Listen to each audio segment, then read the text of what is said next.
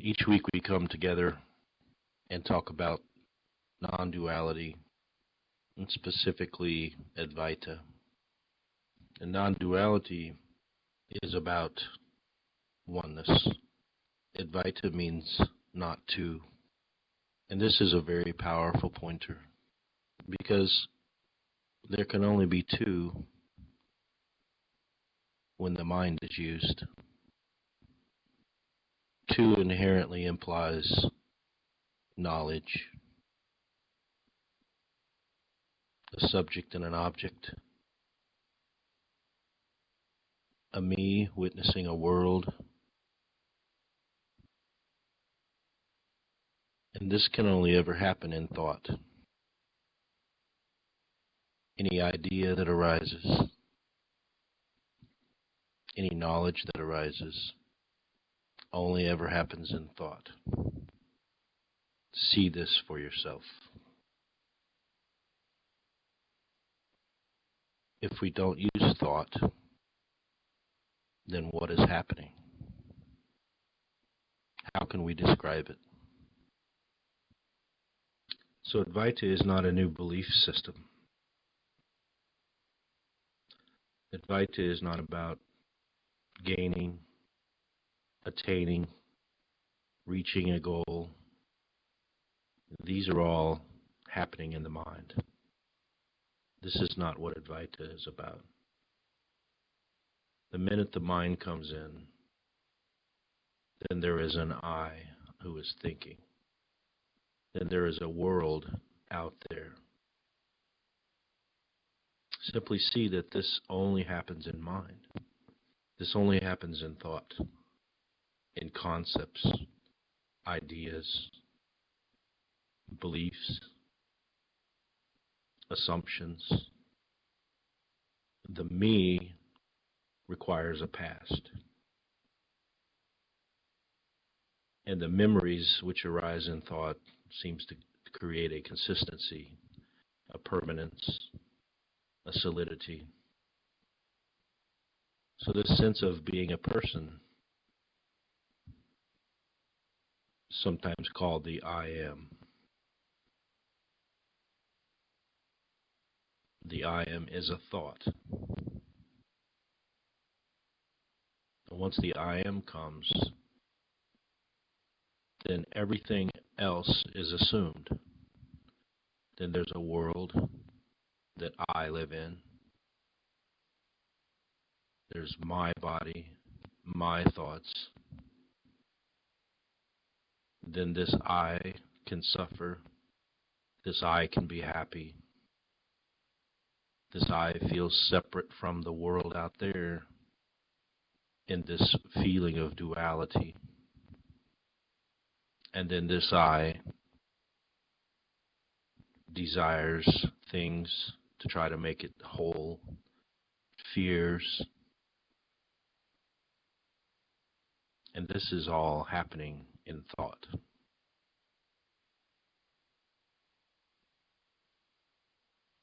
Every single bit is happening in thought. So we look at thought, we look at what is thought, and maybe we see that if we had never learned a language, never learned words,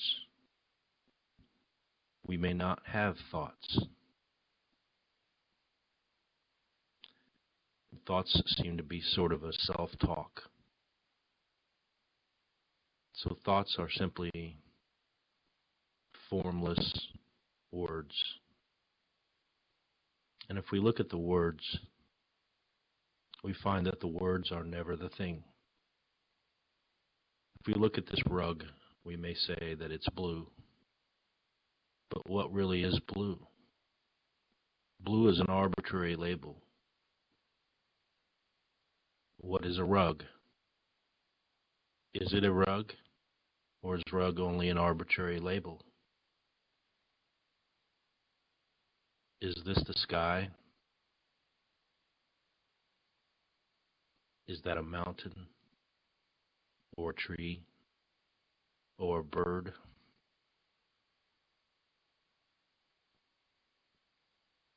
We seem to be drunk with words. The words create the perception of the world for us. This knowledge that we gain seems to be an addiction.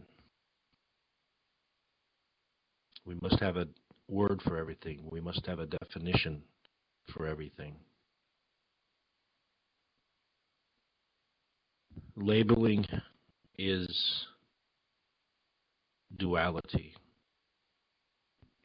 Labeling is seemingly breaking up the totality into separate parts. If we had no ability to label, if we had no ability to make distinctions, would we know of separation? Would we know of this thing called me? So we look at words, and we look at the illusion that words create for us.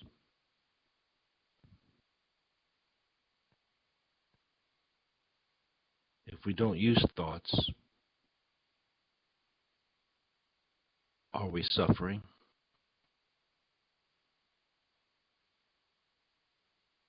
If we don't use thoughts, are we happy? Now, these two things may come with sensations. There may be tightness in the chest, but the word is never the thing. When we call it suffering, then there must be an I who suffers. And that is also thought, also only happens in thought.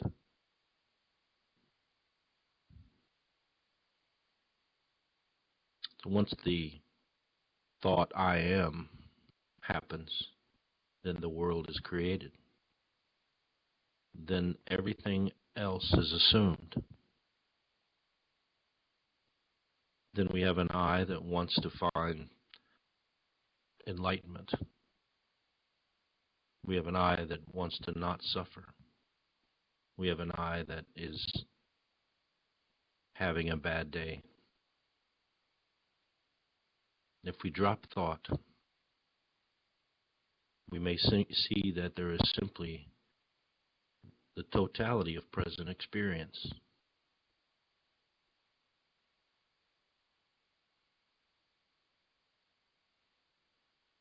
Before words come in to label, before words come in to seemingly separate this out into subject and object.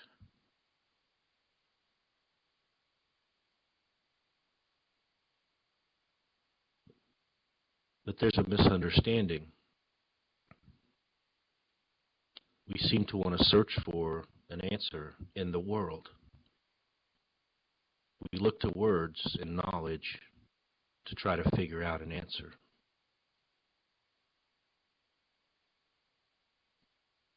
We are looking within the illusion for a way out of the illusion. Maybe we see that the looking itself, the grasping for words to describe, is itself suffering.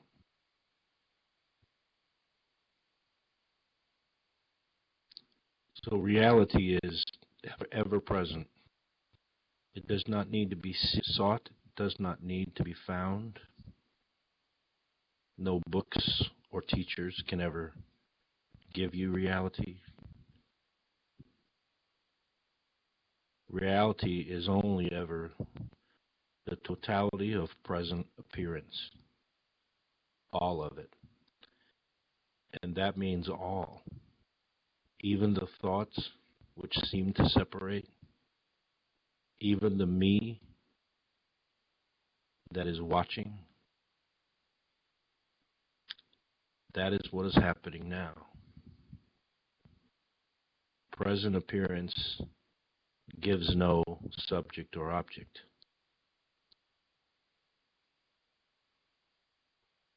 So there is no one to reach it. There is nothing to reach.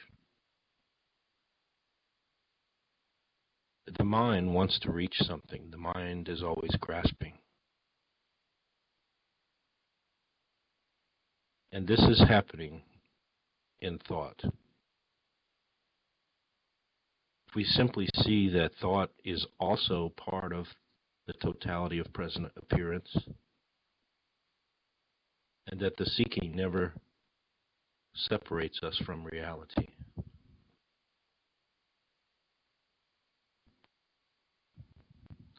No matter how much we seek, we never move away from present reality, from the totality of present appearance. We never move outside of consciousness.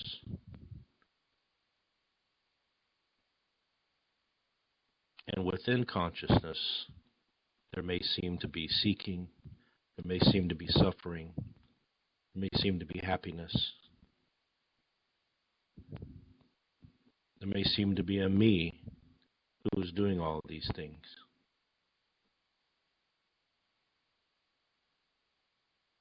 Thoughts never separate reality. Duality never happened. This is it now. You are looking directly at oneness. Only the one who looks is part of oneness, part of the totality of present appearances, the totality of all. The moment we begin to seek, we are already taking one step too far. The minute that we ask a question, we have already moved away, seemingly, from this oneness. We've gone into words and created this illusion of the world. And this world requires a subject to see the world. So the subject-object duality is created. The minute we open our mouth, the minute we go into thought, simply see that oneness was never separated. We've never moved away from oneness, ever, ever, ever.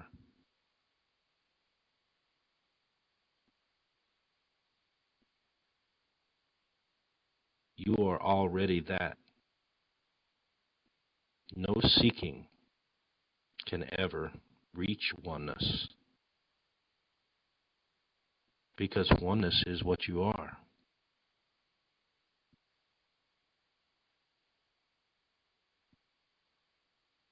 The idea of the me only appears in thought. And once the me is created, then the world follows.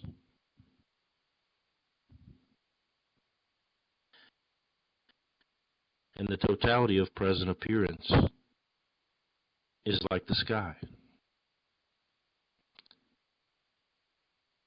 You can't show me the sky.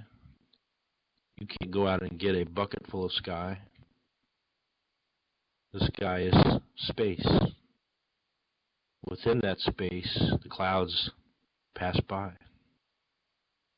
The clouds might be light and transparent. They might be dark and stormy. They never touch the sky. Yet the sky contains the clouds.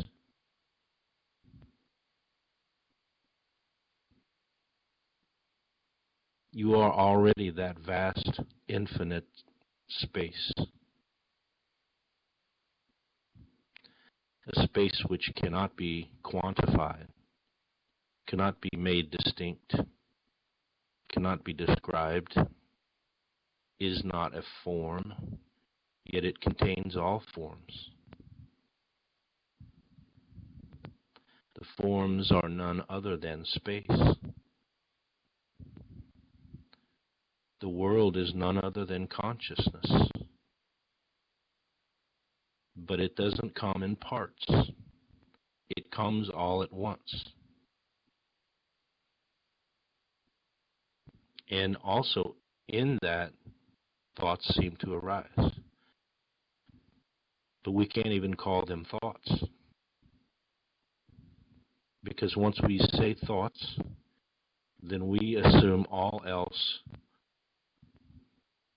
We assume an I who is thinking. We can't even call them thoughts.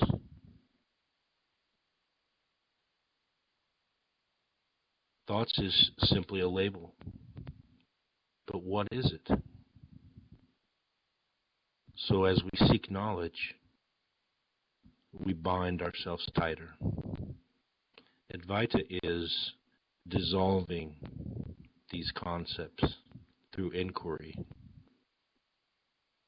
If a thought comes, if a concept comes, we look at it. What is it? This rug is blue.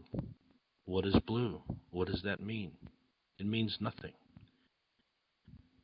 Once we open our mouth and say blue, then we assume all other. And we also inherently assume the I that is seeing the blue rug. And this seems to create this illusory world. We have concepts for everything. We simply back away from it. If we simply look without thought at what is,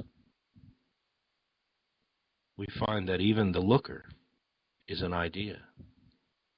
Even the watcher is a concept. That body-mind is appearing in this totality, as an appearance, as part of the totality of present appearance. Now, who is seeing that? Even the seer of that is an idea.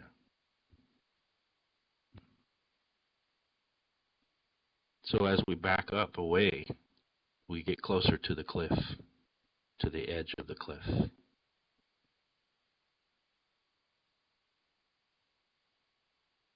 And we continue to push back, to discard. Neti, neti, not this, not this. What is blue? Blue is meaningless. It's an arbitrary label. What is the world? The word is truly meaningless. What is this body? What is this mind? These are appearing in this totality. Then I must be the witness. I'm the formless witness of the world. But that's even a concept. The idea of the witness happens in thought. The witness is a word, a concept, discarded. We're stepping back farther, right on the edge of that cliff. We have nothing left to identify with. We have nothing left to own. We have nothing to grab hold of, nothing to grasp. All knowledge has been discarded, seen as meaningless words. The totality of present appearance includes the world, includes that body, includes that mind, those thoughts, includes even the idea of a witness, includes even the idea of consciousness, includes the idea of the absolute. As all of these are dissolved, we fall off the cliff. But there's no cliff. There's no me to fall. There never has been. This has all been duality, separated in thought only. All of these were only concepts. There is no me to fall. There is no cliff. There is no world. There is no body. There is no mind outside of thought, outside of concepts.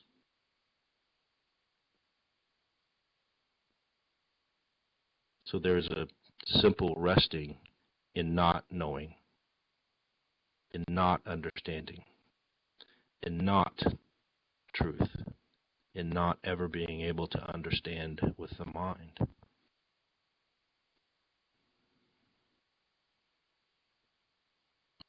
So we simply investigate thought, investigate the mind. We may start by witnessing the mind. The first pointer is the witness. And we say, you are the witness. So this is the next identification. We may be presently identified as the body, as the mind. We say, you're only the witness. So then we simply rest as this witnessing awareness. We see that awareness registers all that's happening, including the body, including the mind, the thoughts. We realize that we're not the mind. We see the mind happen. We see the thoughts come and we see the thoughts go.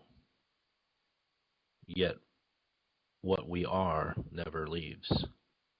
What we are is never touched by the thoughts, the sensations, anything that may be happening in the world. We see that this awareness is never touched by it. But we're still identified. We're still identified as the witness. We're still identified as awareness. There's something that we are. We still need to be something. We still need to be identified with something. So we're just the witness. And we watch the thoughts come and go. We watch the body. We realize that the body changes, the thoughts change, but this awareness never changes. And as we watch thoughts, we see that even the me only comes in thought. The idea of me, of I, of my life story, of my suffering, of my happiness, these happen in thought. Once we realize that we are not the mind, that we simply watch the mind, then we see these things happen. We see that me happen in thought. We see that the me comes to greet the world. Once the I am is formed, the world follows. As the witness, we see this happen. And it may become clear to us that what we've always taken ourselves to be is only a form, is only a thought, is only an idea, a false assumption.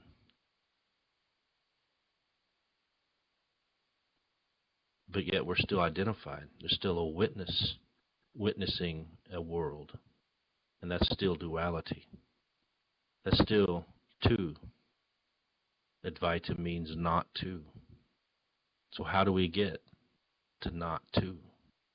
How do we ever get there? And the answer is we never do. There's nowhere to go. Because we see that even the witness is a thought, is an idea. We may say that this all happens in consciousness, that everything that arises is consciousness.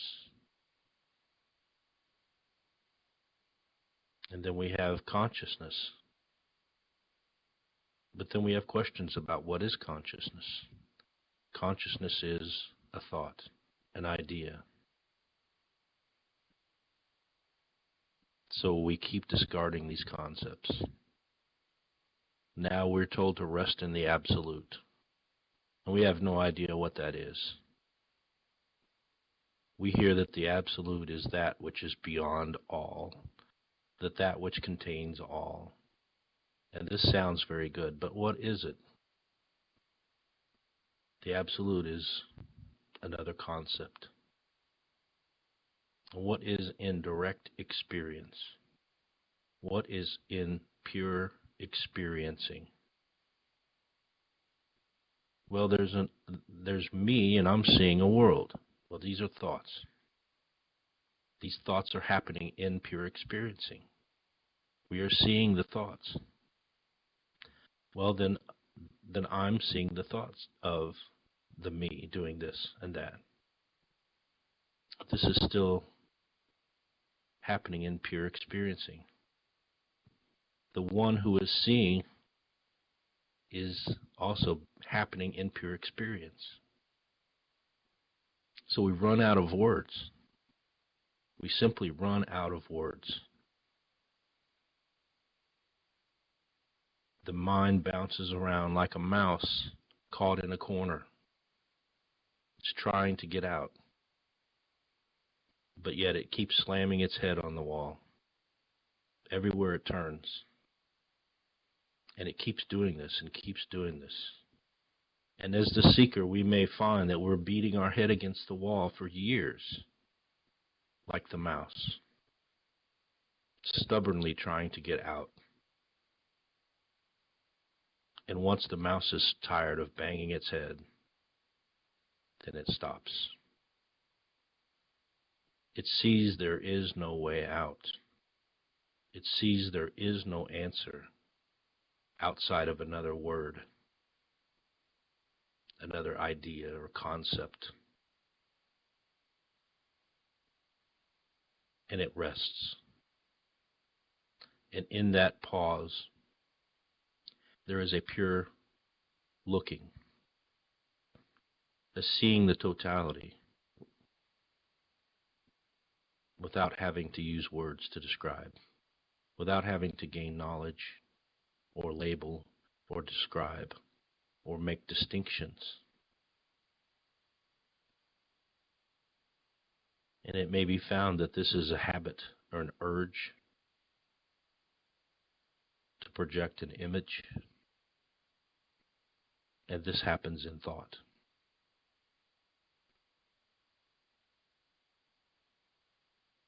So there's a simple looking without thought. There is pure seeing, pure experiencing.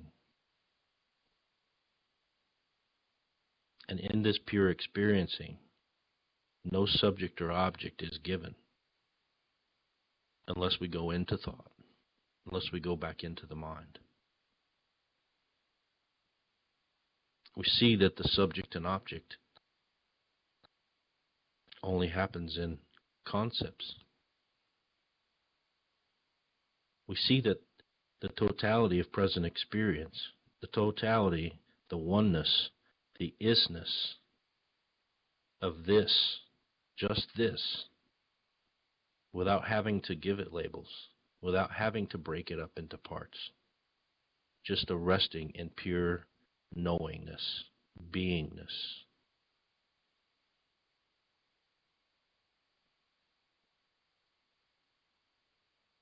And this is the end of suffering, because there is no longer a me who can suffer unless we go into the story, unless we go into the drama, unless we go into the illusion. Thoughts create a dream world.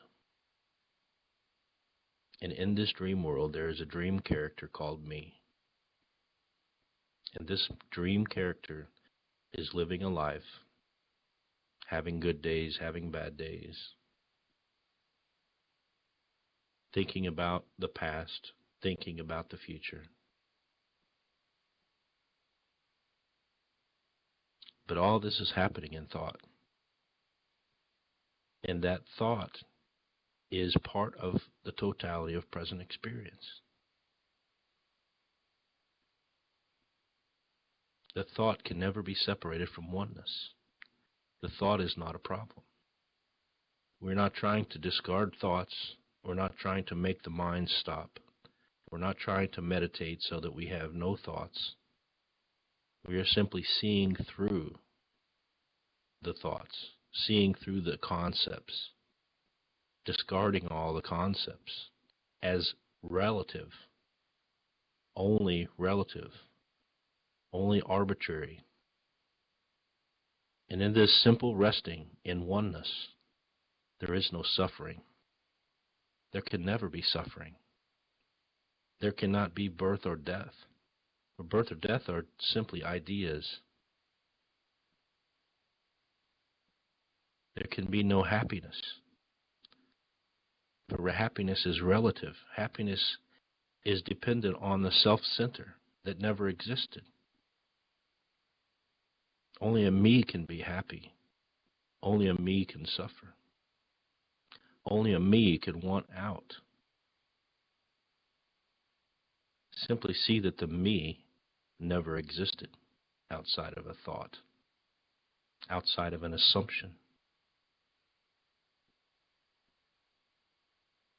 Pause and look without having to label, without having to use any words. See if there is any separation. See if duality exists.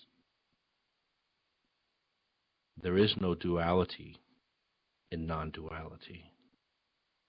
Advaita means not to. Well, how do we get to not to? We don't have to get to not to. We are already there. You are already that. You already are what you're seeking. And no amount of meditation or books or coming to classes like these can ever give you what you already are. This is not a gaining or attaining. This is a loss. A loss of what we've taken ourselves to be. A loss of the life story. This is a loss of all the goals. This is a loss of meaning, a loss of purpose. The you that you've taken yourself to be never existed.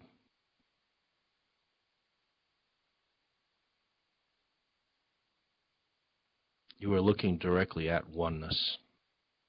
Only there is no you to look. The very one who looks is part of oneness as an idea.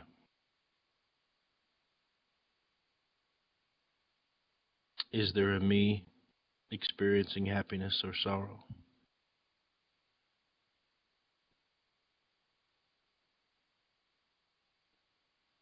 Can you show me that me?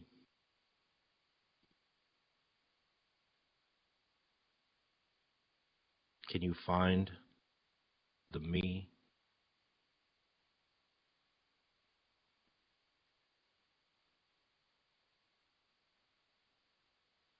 And that feeling, what is the name for that feeling? I want you to tell me what the me is. What is that? Where is that? Is that in the head? So there is a belief that there is a me inside of that body-mind. And this seems to be the normal assumption. Advaita is about investigating that assumption. See if you can find the me. See if you can find a separately existing being or person in that body. But yet there's an idea of me. And that idea is the reference point for the happiness and the sorrow. So see that these feelings of happiness and sorrow refer back to that idea. There's nothing that they are actually referring to. There's nothing that exists in experience that they are referring to. What they're referring to is an assumption, a belief. Maybe we believe in Santa Claus, or maybe we believe in the man in the moon. Maybe we believe the world is flat. But when we realize that that is false, that falls away forever. We may believe that a mirage contains water, but when we investigate the mirage, we see that it's simply a reflection, that the mirage does not hold water. When we see that mirage, we know that there is no water. We've discarded that belief. Simply see that that me that you've taken yourself to be is an assumption. It doesn't exist in present experience. Hoping that it's there does not make it there.